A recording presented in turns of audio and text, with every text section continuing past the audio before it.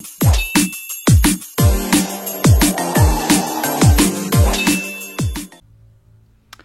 bonjour à tous et à toutes, très heureux de vous retrouver donc pour fêter en quelque sorte mon platine numéro 225 sur Elden Ring. Alors Elden Ring en plus c'est un jeu de cœur, vraiment, un jeu qui concourt pour être le jeu de l'année 2022. Alors je dis bien il concourt puisqu'aujourd'hui il y a encore beaucoup de jeux qui vont sortir en 2022 et on ne sait pas encore si il y aura mieux que Elden Ring. En tout cas pour ma part, pour l'instant c'est clairement mon jeu préféré de l'année. Voilà, il est exceptionnel. Pour moi, c'est vraiment en quelque sorte un best-of de tout ce que sait faire en fait From Software et en fait, on a l'impression qu'ils ont réuni tout ce qu'ils savaient faire de mieux dans Elden Ring et franchement, c'est juste exceptionnel. Alors, pourquoi je fais pas un guide des trophées? Parce que le jeu est immense, le contenu est gigantesque. Et puis honnêtement, il y a déjà beaucoup de vidéos qui circulent sur internet. Voilà, tout le monde parle d'Elden Ring, tout le monde joue à Elden Ring. Voilà, à moins d'habiter dans une grotte, Elden Ring c'est le jeu du moment. Et donc évidemment que si vous rencontrez une difficulté, il y a de fortes chances que vous trouverez une solution sur internet.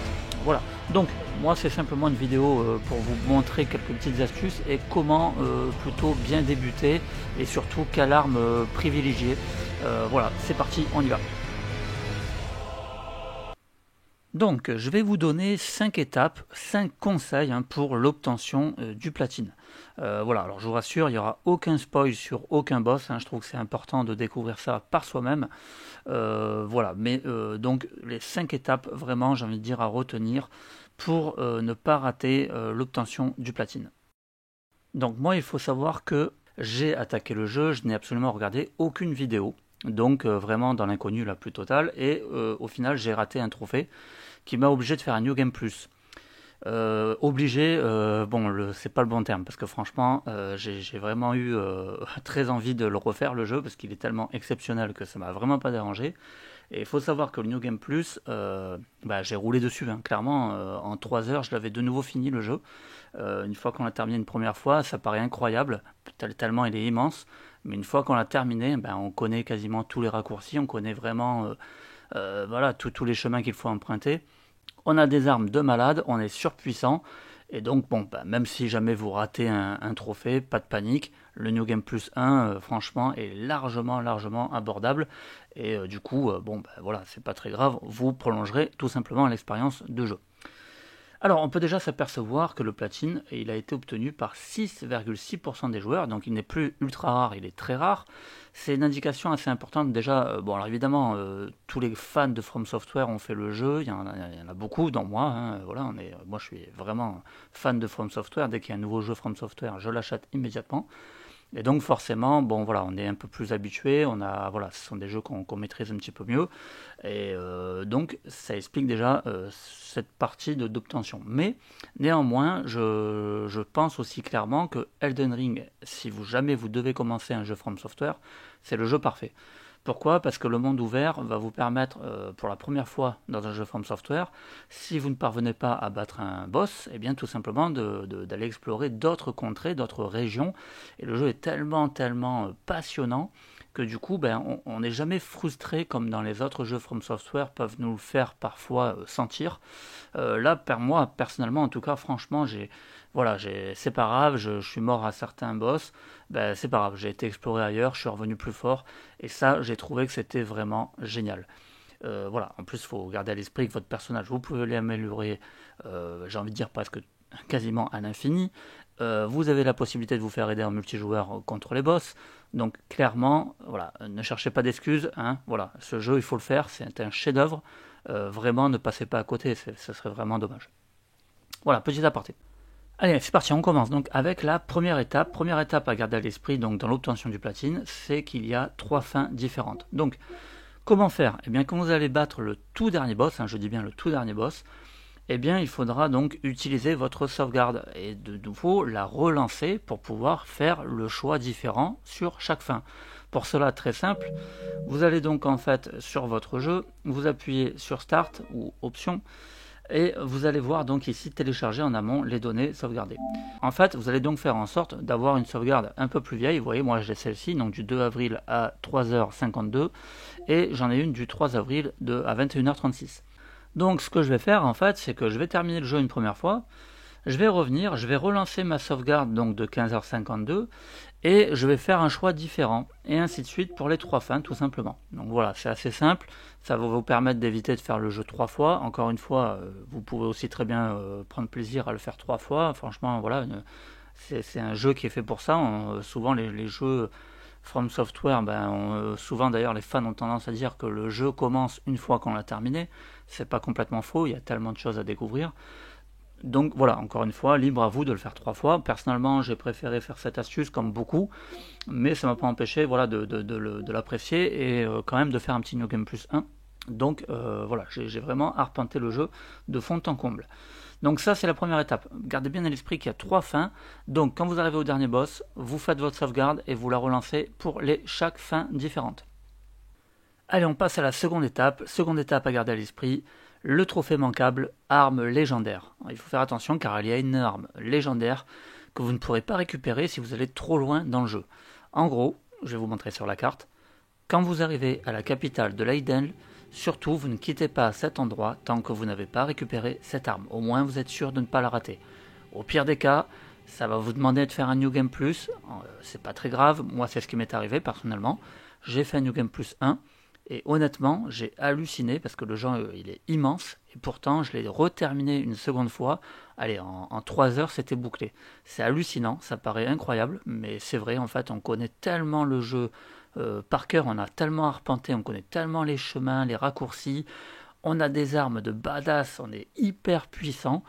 Du coup, j'ai roulé sur le jeu, quoi. Le New Game Plus 1, ça a été de la rigolade.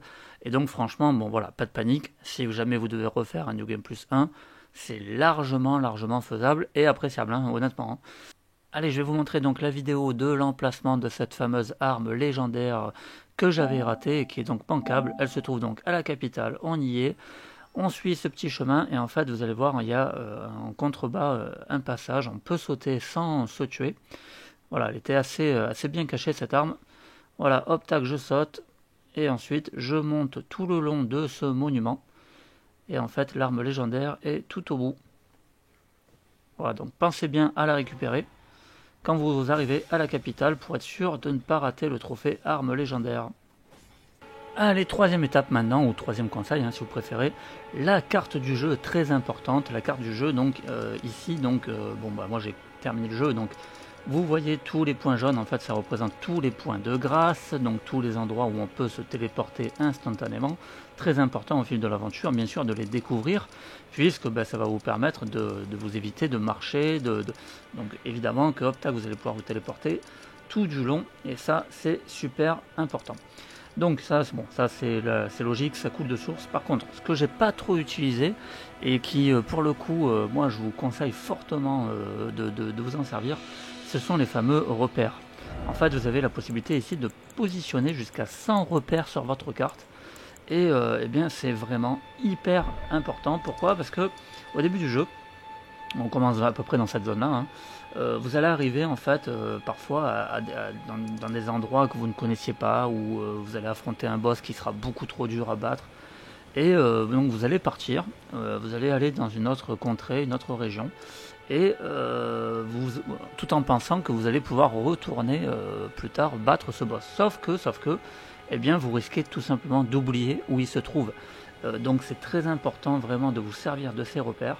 Et donc par exemple de symboliser un combat par une épée, par exemple, tac, je mets une épée ici, je sais qu'il y a un boss sur ce chemin, et donc je pourrais très bien y revenir au cours du jeu plus tard, quand je serai plus fort, l'affronter.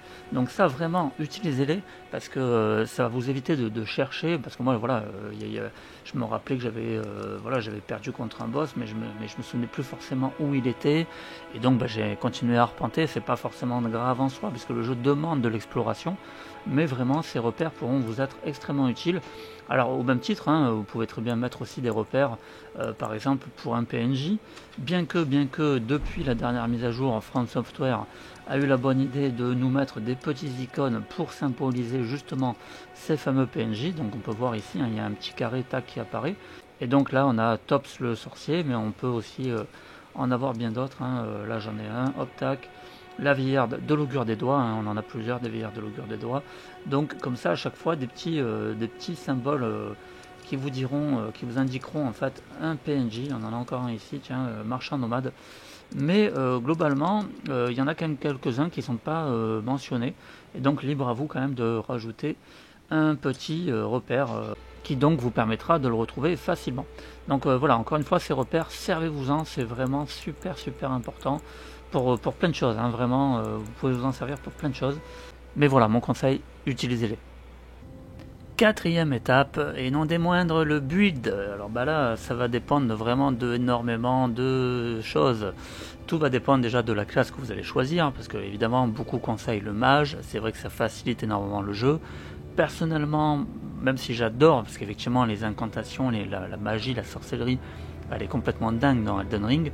Voilà, j'ai quand même une préférence pour le style bouclier épée, donc c'est ce que moi personnellement j'ai choisi, mais libre à vous vraiment de choisir voilà, le personnage que vous préférez.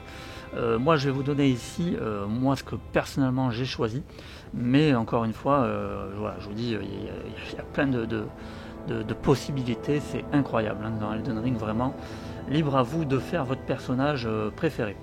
Du coup, moi j'ai opté pour un build donc, qui est misé surtout sur la force.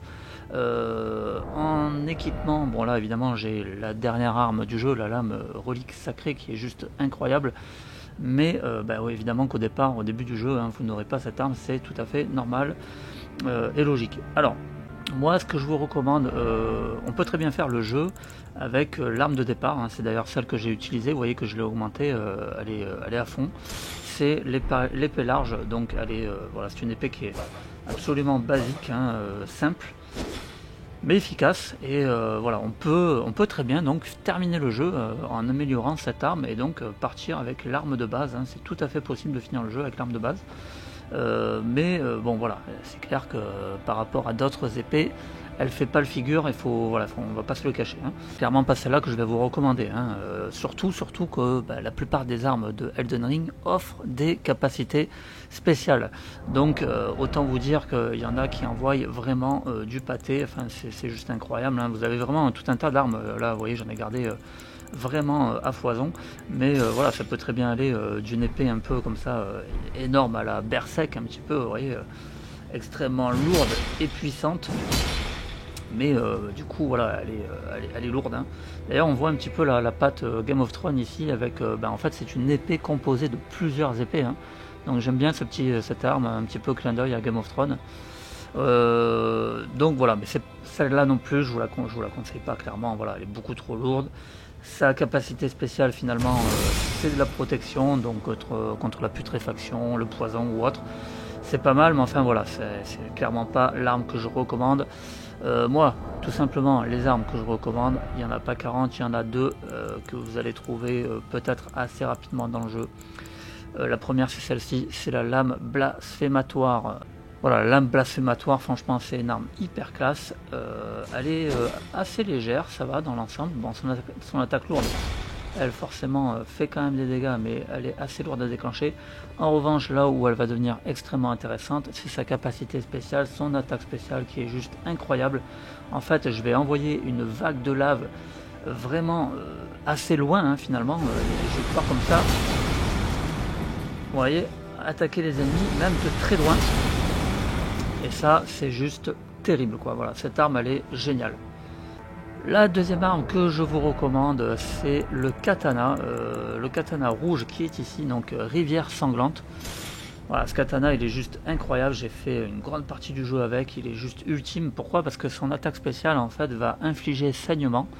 Et du coup, en faisant ça, les ennemis vont vraiment avoir énormément de dégâts. C'est une arme qui est extrêmement légère, vous allez pouvoir attaquer rapidement avec. Voilà, je m'en suis énormément servi et franchement, voilà, rivière sanglante, excellent. Pour ce qui est de la magie, j'ai bien sûr installé le sceau de l'arbre monde, hein, c'est le plus intéressant et en plus de ça, il pèse 0. Vous voyez, poids 0,0, donc c'est vraiment le saut le plus intéressant, je trouve, au niveau de la magie.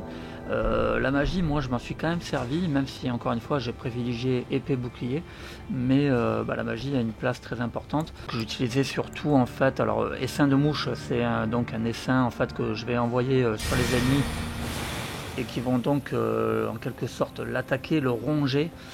Ça c'est vraiment très très efficace.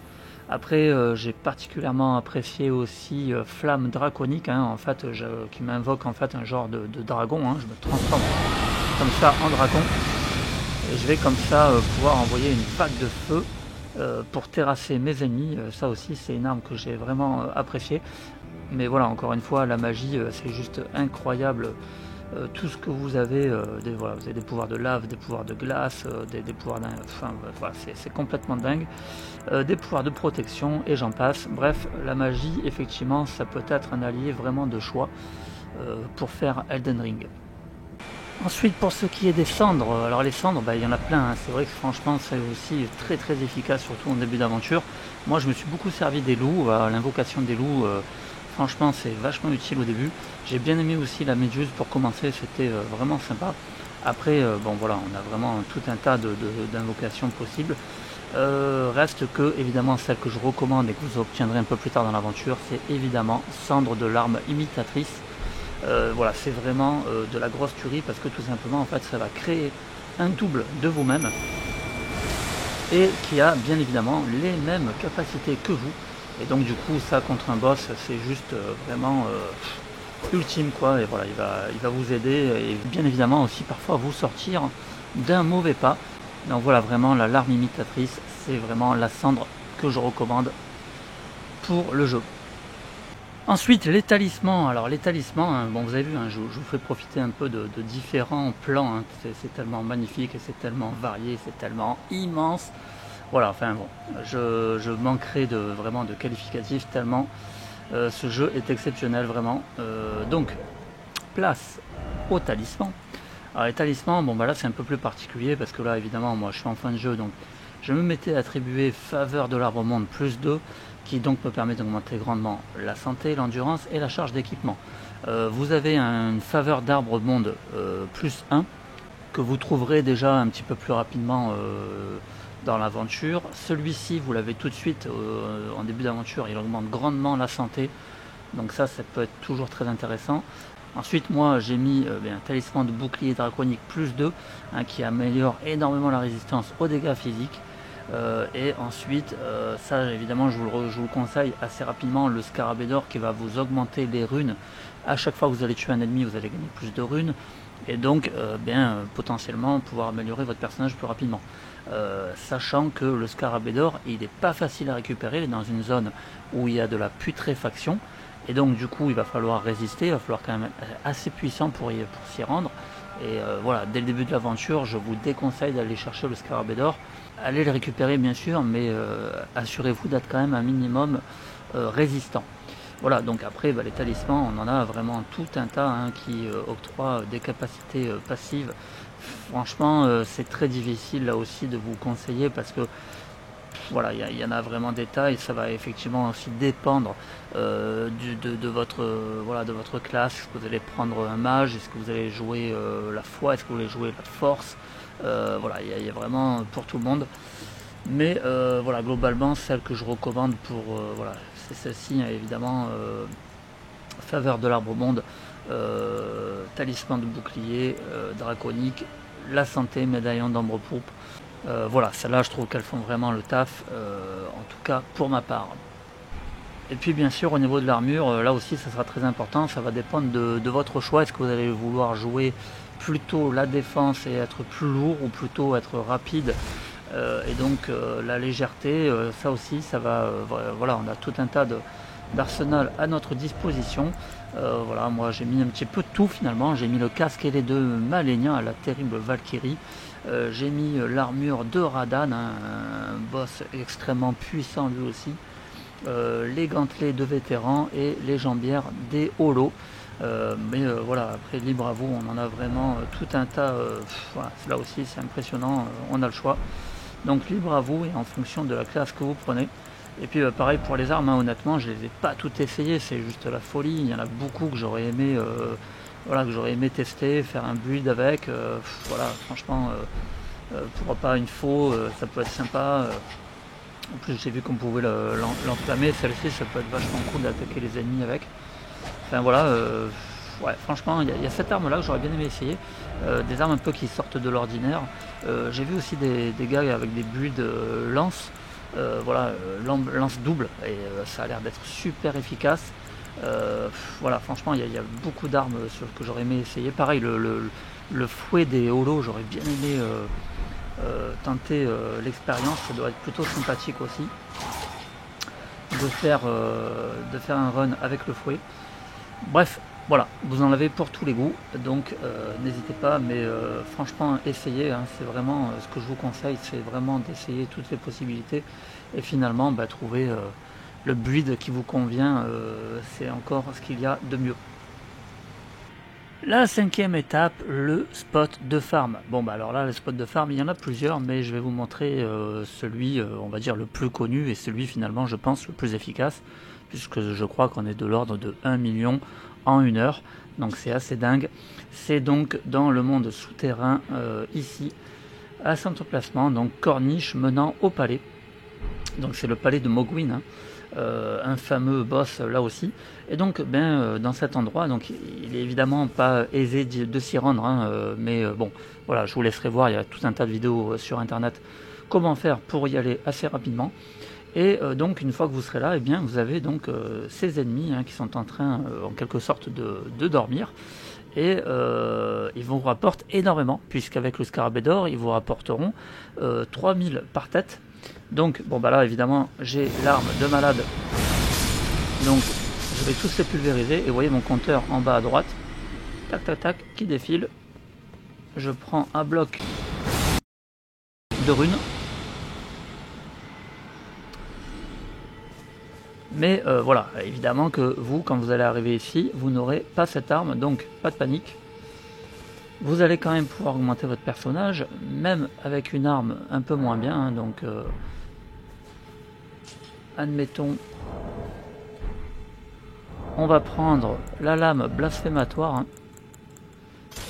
Et vous allez voir qu'avec la lame blasphématoire, là aussi on peut quand même faire pas mal de dégâts, mais il va falloir s'y prendre à plusieurs fois.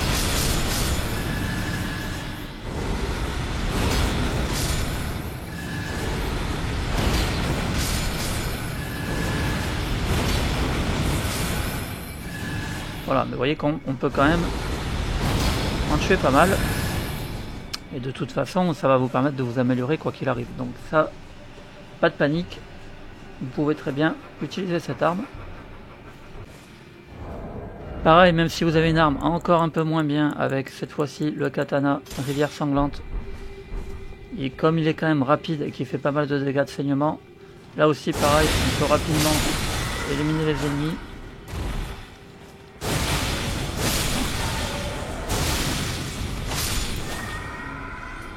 Voilà, ça fait quand même le taf. Alors là, bien sûr, hein, moi je fais extrêmement mal, hein, je vous fais certainement moins mal au début du jeu. Mais bon, voilà, ça va quand même vous permettre de progresser. Et puis, pareil, hein, si, admettons que vous avez vraiment une arme de base, comme j'avais moi passé un moment, c'est-à-dire l'arme de base, la bonne vieille épée de base ici. Et puis j'avais mis en fait la magie. Et du coup en fait ce que j'avais fait, c'est que je m'amusais en fait à les cramer avec mon dragon.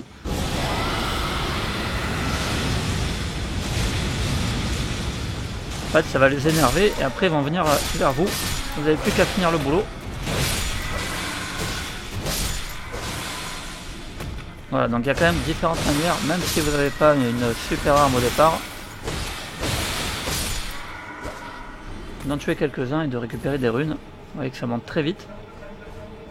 Et puis toujours pareil, toujours à cet emplacement, vous avez également un ennemi en contrebas. Il vous suffit de vous équiper avec une arme à distance. Donc là aussi vous avez le choix, vous pouvez très bien prendre le canon, mais enfin je déconseille, je préfère prendre l'arbalète. L'arbalète de départ, on l'a au tout début, celle-ci. Et en fait vous avez un ennemi là-bas au loin. vous allez lui tirer une flèche. Ça va l'énerver et en fait il va foncer et va tomber dans le ravin. Et lui, eh bien, il va vous donner tout simplement la somme de 13 000 runes.